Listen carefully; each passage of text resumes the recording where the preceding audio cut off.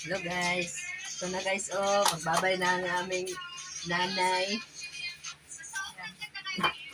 Hi. Just many hours I see in Philippines.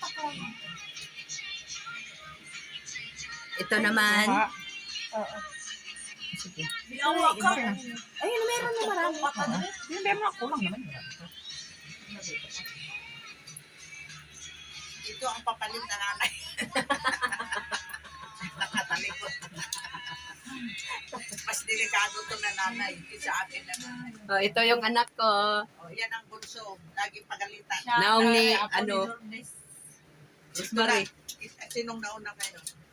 Ako. Si ano, mukha lang matanda sa Ate G, pero Bubugin ko po yan. Anong agad naman na nagsagot yung bata. Ano kasi yan, isip bata?